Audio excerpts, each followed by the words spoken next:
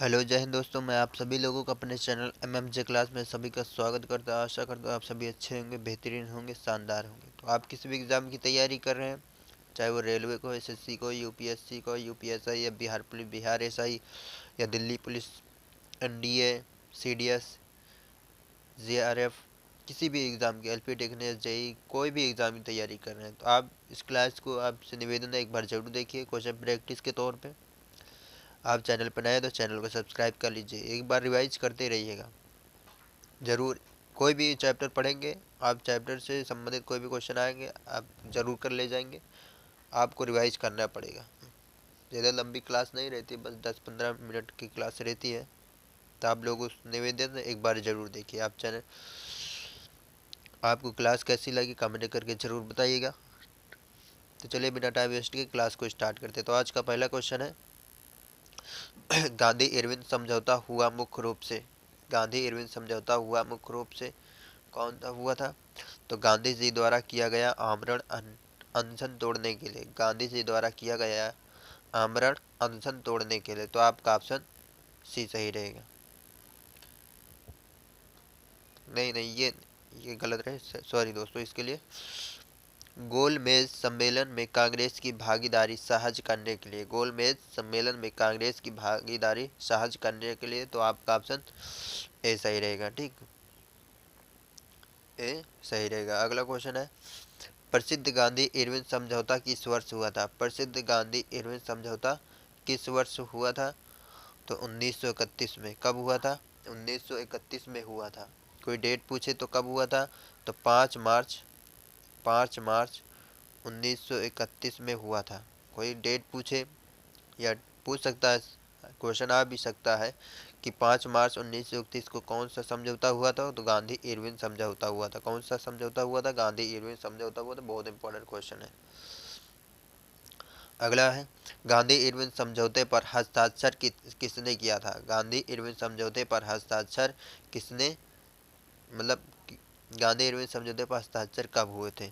तो कब हुआ था? 1931 में हुआ था। 1931 में हुआ था। आपका ऑप्शन ए सही रहेगा। ठीक, गांधी इरविन हस्ताक्षर कब हुए थे? तो 1931 में हुए थे। अगला क्वेश्चन है 5 मार्च 1931 को निम्न में से कौन समझौता हुआ था?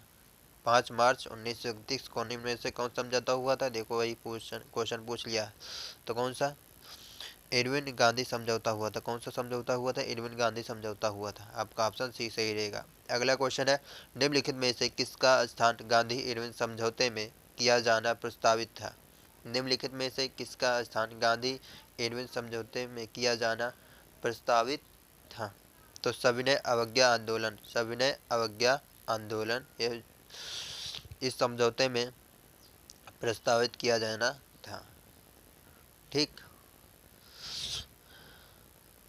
अगला क्वेश्चन है गांधी इरविन समझौते के हस्ताक्षरित होने में किसने महत्वपूर्ण भूमिका निभाई थी? गांधी इरविन समझौते के हस्ताक्षरित होने में किसने महत्वपूर्ण भूमिका निभाई थी? तो किसने निभाई थी? तेज बहादुर सप्रू ने गांधी इरविन समझौते के हस्ताक्षरित होने में किसने महत्वपूर्ण भूमिका निभाई थी? तेज बहादुर सप्रू ने हस्ताक्षर। ठीक, तो आप लोगों को याद ध्यान में रखिएगा, मतलब गांधी इरविन समझौते पर हस्ताक्षर 1931 में तो हुआ था 5 मार्च। तो इसमें क्या क्या हुआ था? तो गांधी जी के 5 काम हुए थे। गांधी जी के नेतृत्व में कांग्रेस सविनय अवज्ञा आंदोलन स्थगित करने के लिए तैयार हो गए थे। गांधी जी तो जो सविनय अवज्ञा आंदोलन चला था इसको स्थगित रोकने के लिए तैयार हो गए थे। और दूसरा पॉइंट ये, सभी युद्ध बंदियों जिनके विरुद्ध हिंसा का आरोप नहीं था को रिहा करने का आदेश आया।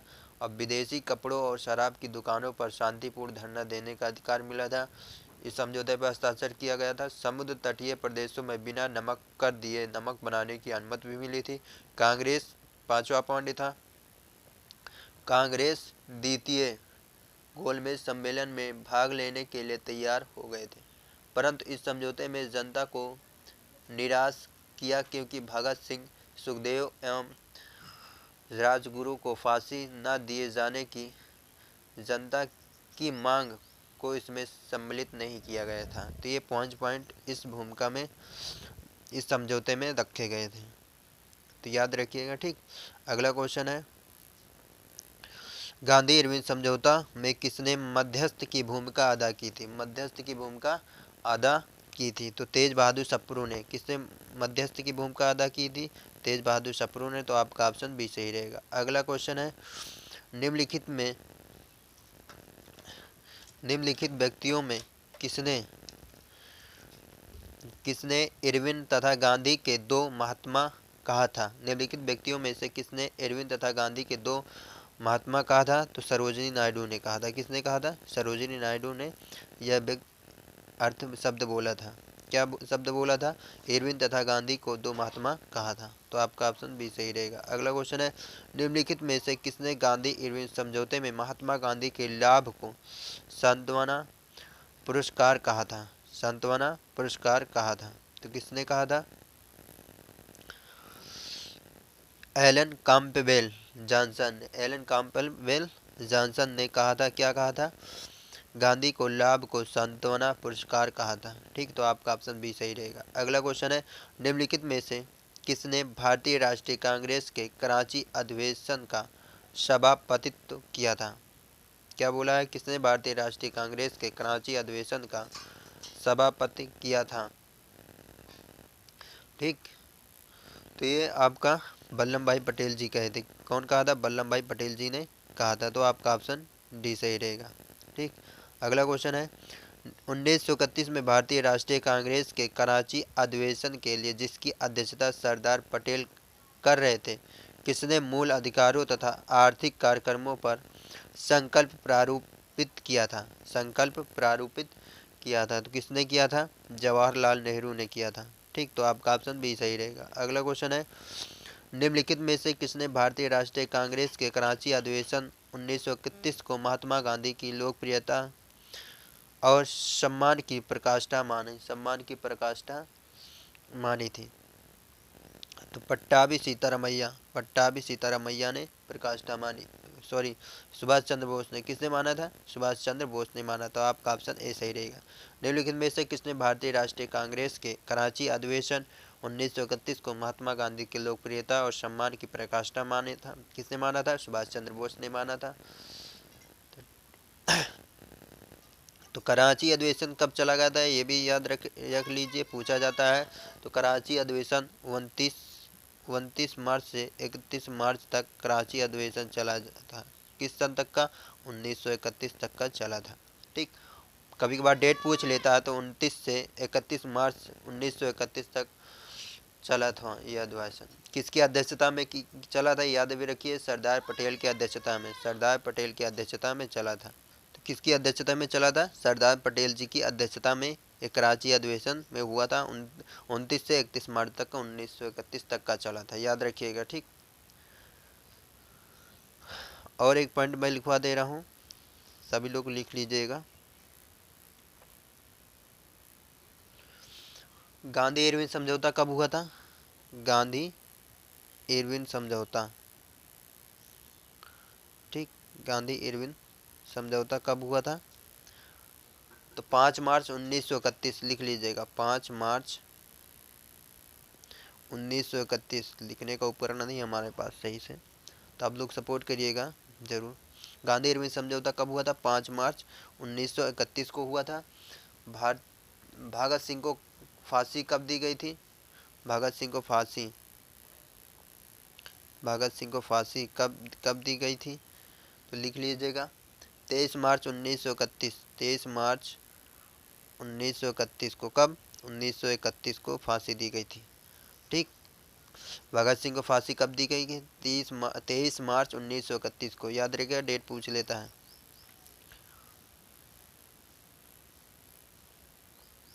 और हम लिखवा दे रहे हैं, भारतीय राष्ट्रीय कांग्रेस कराची अधिवेशन कब हुआ था? ये तो अभी हमने बताया था, 29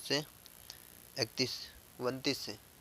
ठीक दोस्तों, 29 मार्च से 31 मार्च तक, 1931 तक मार्च। ठीक, याद रखिएगा मार्च। और पूना समझौता कब हुआ था? पूना समझौता आपका हुआ था, लिख लीजिएगा, पूना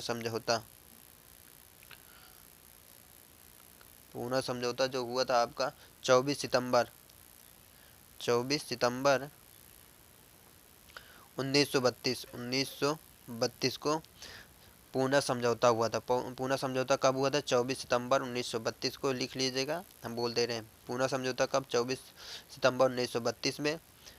और गांधी इरविन समझौता 29 मार्च से 31 मार्च 1931 तक हुआ था।